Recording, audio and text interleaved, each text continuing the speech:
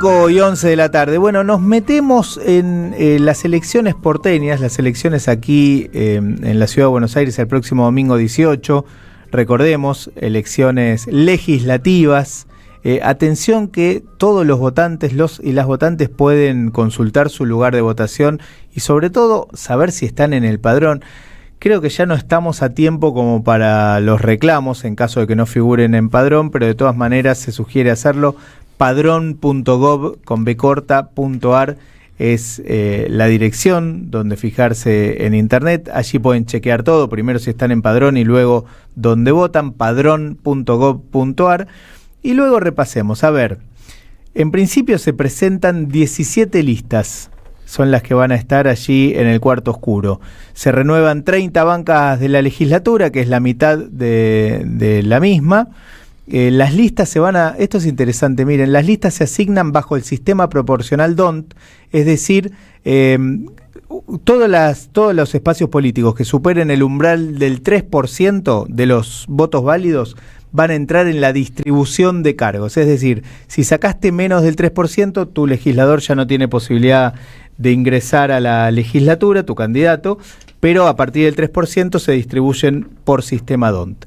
Bueno, y para hablar de esto, pero sobre todo para conocer un poco más, porque ya hemos hablado de esto, la propuesta política de este espacio, estamos en comunicación con Ariel Elger. Él es docente, ex dirigente sindical, es titular del Partido Comunista de la Ciudad de Buenos Aires y es el segundo candidato a legislador por la lista Confluencia por la Igualdad y la Soberanía. Hola Ariel, Luis Pablo Giniger y Néstor Restivo te saludamos. ¿Cómo estás?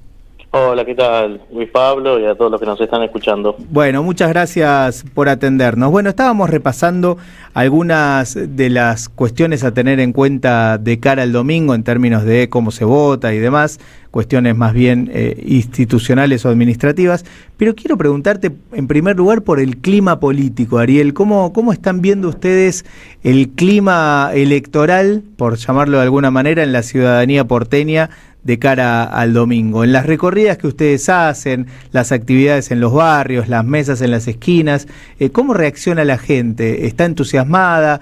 ¿La ven más apática? ¿Sabe que se vota el domingo? Sí, yo creo que no es un problema solamente de la Ciudad de Buenos Aires, creo que este clima es algo nacional. Lo vimos en las elecciones de Santa Fe y después de ayer con las elecciones en Jujuy, Salta, Chaco, San Luis. Observamos lo mismo que sucede en la capital, ¿no? Un 50% de abstención o de voto en blanco o nulo, por lo tanto una apatía, un clima, digamos, de es lo mismo ir a votar o no ir a votar, no queda claro cuáles son los proyectos, si es un voto nacional o es un voto de la ciudad, porque también ha habido bastantes políticas de los principales espacios para querer nacionalizar la discusión. Por lo tanto, efectivamente es un clima extraño, yo creo que es parte de lo que estamos viviendo, de frustración, de resignación, de mucho enojo con la política, de que efectivamente durante muchos años no ha habido respuesta a las problemáticas concretas, se ha perdido poder adquisitivo, se vive cada vez peor, y los diferentes cambios o propuestas en los que la ciudadanía ha elegido claramente o han traicionado las aspiraciones o lo que han votado terminó perjudicando aún más en la situación en la que estamos todos. Es decir, una lectura posible podría ser, bueno, votar o no votar en las elecciones o que gane uno u otro no me va a cambiar la vida. ¿Sería eso? Sí, yo creo que sí, mismo ese planteo que había como... Bueno, si nos perjudicamos, total, si despiden a tal, total, yo tengo que trabajar igual, yo tengo que seguir estando igual. O sea, efectivamente, esa idea del individualismo y cada vez peor en el estado individual se ha acrecentado, ¿no? Por eso creo que es importante y nosotros venimos trabajando mucho en esta idea de construir un sueño, una esperanza, una perspectiva, propuestas concretas que resuelvan los problemas de las personas, que efectivamente pueda ir a votar con un grado de conciencia y encontrar también algún camino de cómo proponer algo diferente y concreto, ¿no? Y también decir que las elecciones es un momento, ¿no? Digamos, acá todos los que son parte de nuestra lista son dirigentes sindicales, dirigentes estudiantiles, ambientales, referentes de la cultura, son los que van los miércoles con los jubilados, digamos, la lucha va a seguir, la resistencia va a seguir, y sobre todo lo que hay que seguir es encontrando caminos de encuentro, de construcción de solidaridad, de fraternidad,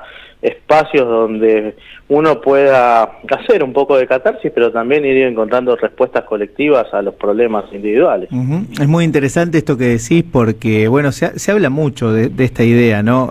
La derecha libertaria encontró en algunas formulaciones fáciles y rápidas dibujar o presentar algunas promesas, algunos sueños. Vos utilizaste la palabra sueño, como salida rápida, siempre planteado así, como salida rápida a las frustraciones de, por lo menos de los últimos años o de los últimos gobiernos. Esa idea de construir un sueño rápido, la verdad que es compleja, ¿no? Vos hablás de la trayectoria de los compañeros que integran las listas, que las elecciones son un momento y en el medio, bueno, por supuesto, se llevan adelante un montón de cosas. ¿Qué se le dice a alguien que plantea, bueno, el sueño hoy, o como decía Néstor, ese planteo de Le Monde Diplomatique, la rebeldía hoy es de derecha, ¿no? La rebeldía hoy es de derecha. ¿Cómo se le contesta desde una lista claramente de izquierda a un planteo como ese? Bueno, que efectivamente la rebeldía de derecha nos lleva a un mundo cada vez más oscuro, donde la violencia, la guerra, la miseria, esto que vemos todos los días, ¿no? Que uno va caminando por la calle y cada vez hay más personas en situación de calle, cada vez más personas mayores teniendo que ir a pedir comida. Nos estamos encontrando con gente mayor que nos plantea, mira, yo soy propietario, que hoy en la ciudad de Buenos Aires ser propietario es un lujo, y aún así, siendo propietario, tengo que elegir o compro los medicamentos, o pago los impuestos, o compro la comida. No, es algo muy muy terrible. Entonces, para nosotros hoy es sobre esa realidad, es plantear algunas propuestas y algunas ideas. Si hay algo interesante de que El Eternauta sea ahora un bestseller y que vuelva y que estemos gran parte de la sociedad hablando, es esta idea de que nadie se salva solo, ¿no? Esta idea de pensar proyectos colectivos. Y, por ejemplo, nosotros tenemos algo muy concreto. Decimos, mira, en la ciudad de Buenos Aires se pueden construir 10.000 viviendas por año o reacondicionar las que hay. Eso es solución concreta para jubilados y jubiladas, por ejemplo, en dar propiedades en comodato mientras por el resto de su vida, ¿no? Acceso con créditos, efectivamente, a jóvenes que puedan acceder a su primera vivienda. Y eso simplemente se puede resolver con la subejecución presupuestaria. En la ciudad de Buenos Aires hay subejecución, en la ciudad de Buenos Aires hay superávit, en la ciudad de Buenos Aires tiene un presupuesto per cápita superior al de Barcelona, y todos los años pueden haber 10.000 viviendas nuevas en la ciudad de Buenos Aires. Se puede, todos los edificios públicos del Estado que lo quieren liquidar, vender, se pueden reacondicionar para hacer viviendas sociales, digamos. Esto que proponés, Ariel, recuerdo, estamos hablando con Ariel Elger, él es candidato en la lista Confluencia. Esto que proponés es exactamente lo contrario al modelo de desarrollo o de ciudad que llevó adelante Horacio Rodríguez Larreta, o el macrismo o el PRO en todos sus mandatos, ¿no? No, efectivamente, en la ciudad de Buenos Aires en los últimos años se construyeron 9 millones de metros cuadrados. Todos esos metros cuadrados han sido utilizados para viviendas vacías, ociosas, de lujo, para el lavado de dinero. Nada de eso ha resultado, digamos, el desarrollo inmobiliario que tanto se habla, la producción, si no está destinado para el mejoramiento de vida de las personas, es simplemente lo único que genera es peor impacto ambiental, mayor concentración de cemento, lo que eleva también la temperatura del ambiente, y sobre todo espacios ociosos y especulativos, que lo que hace es elevar también el precio de los alquileres y de las viviendas. Vos hablabas de una situación social general preocupante en la ciudad de Buenos Aires, pero ¿el foco principal lo ponen en el tema vivienda? Nosotros tenemos hoy algunos puntos concretos. Uno efectivamente es el de vivienda, otro es la ciudad de Buenos Aires es vanguardia en la producción de medicamentos en los laboratorios, en crear una empresa pública de medicamentos. Hoy justamente estaba reunido con una ex funcionaria de hace unos años, y la ciudad de Buenos Aires hasta tiene destinado un lote propio para construir un laboratorio hace muchísimos años en Cruz, en Escalada y Cruz, si no me equivoco, la dirección exacta, donde los laboratorios privados utilizaron el terreno y el Estado no ha construido un ladrillo para hacer sus propios laboratorios, para hacer los reactores, los reactivos, las vacunas, y que mismo este desarrollo se puede dar en complementariedad con otras provincias, con la propia laboratorio militar del ejército que tiene. O sea, creo que ahí, justamente con la situación que tienen hoy los jubilados y jubiladas, la ciudad de Buenos Aires puede tener hasta un desarrollo de vanguardia y hasta de exportación de medicamentos y vacunas, no solamente para la Argentina, sino también para otros países. Otro de nuestros... Sí. No, termina.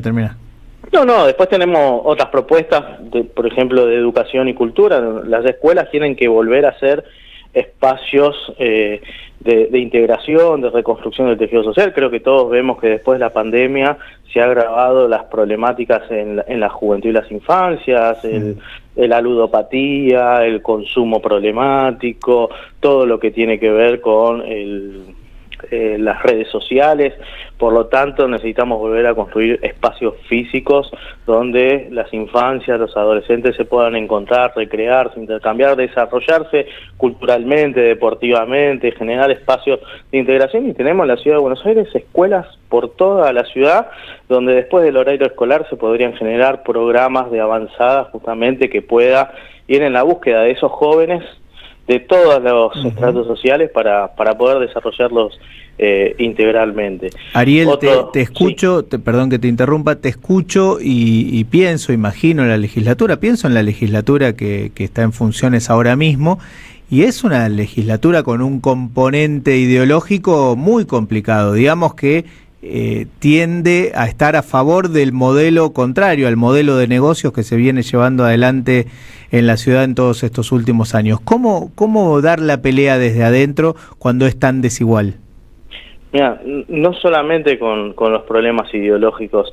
Desde la única sesión de la legislatura de este año fue el 1 de marzo para la apertura de sesiones, y después nunca más se volvió a juntar la legislatura.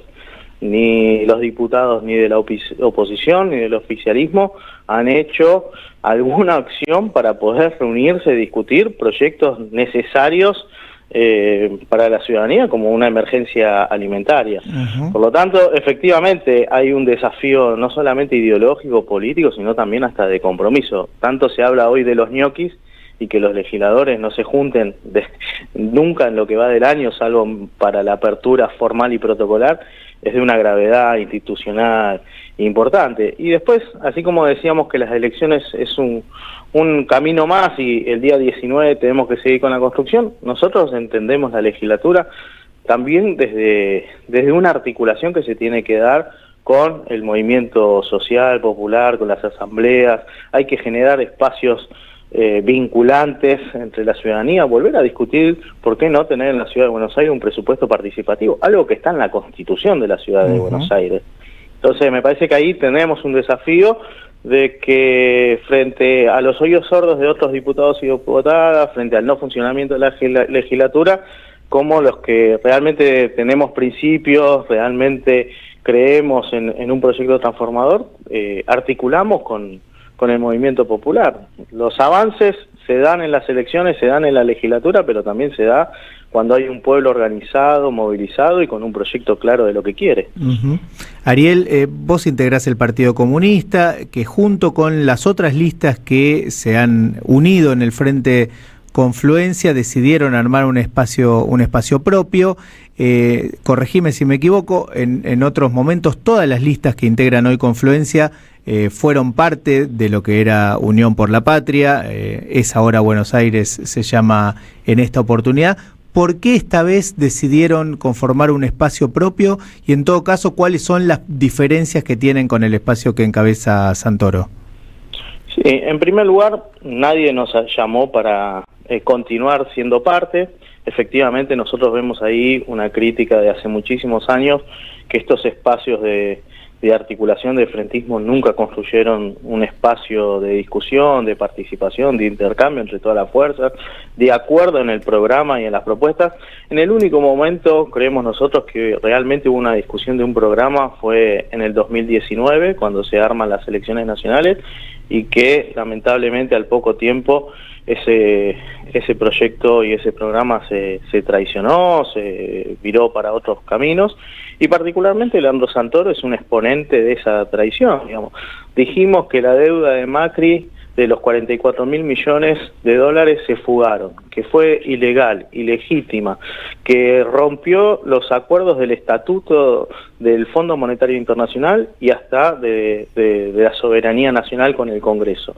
Y Leandro Santoro fue el principal exponente del gobierno de Alberto en defender la legitimación de esa deuda en el Congreso, después en el año 22, que son las consecuencias que hoy tenemos con este nuevo endeudamiento que nos hizo Milei.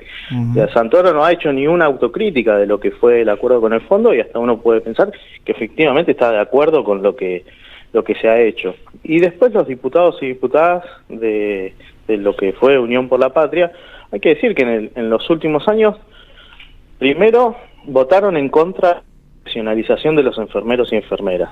O sea, los enfermeros y enfermeras están dentro del escalafón administrativo de la Ciudad de Buenos Aires y no en la carrera profesional de salud. Por lo tanto, eso tiene un impacto en las condiciones laborales, sabiendo, creo que todos los que hemos tenido algún familiar en los hospitales, los enfermeros son una pieza clave en el sistema de salud, y la verdad que el votar en contra es de una gravedad en defensa de los intereses de los trabajadores muy grande. Y también son los que se han abstenido de proyectos claves, como tiene el Código Urbanístico, en donde se ha permitido que desaparezcan los barrios y que se construyan estas torres de lujo, generando mayores problemas habitacionales. Han estado en contra de las asambleas barriales que se han organizado en defensa del patrimonio y de la construcción, y por lo tanto han jugado un rol de cómplice, ¿no?, de los negocios inmobiliarios, ¿no? Y también hoy se dice mucho, ¿no?, sobre los entes de auditoría que sí, están de moda las auditorías, sí. Exactamente. El Unión por la Patria lo controla de hace 15 años. Y recién ahora se dan cuenta que hay que auditar. ¿Por qué no han dicho en todos estos años todos los negociados, todas las auditorías, los resultados de las auditorías que se tiene? Creo que eso es lo que a nosotros claro. Hoy nos impiden ser de ese mismo espacio, ¿no? Ariel, te agradezco muchísimo por tu tiempo, por esta charla. Seguramente volveremos a hablar ya después del domingo para hacer un balance de lo que haya ocurrido. Te mandamos un abrazo enorme. Bueno, muchas gracias, un abrazo a todos. Era Ariel Elger, él es docente de profesión y es candidato, el segundo en la lista de Confluencia por la Igualdad y la Soberanía.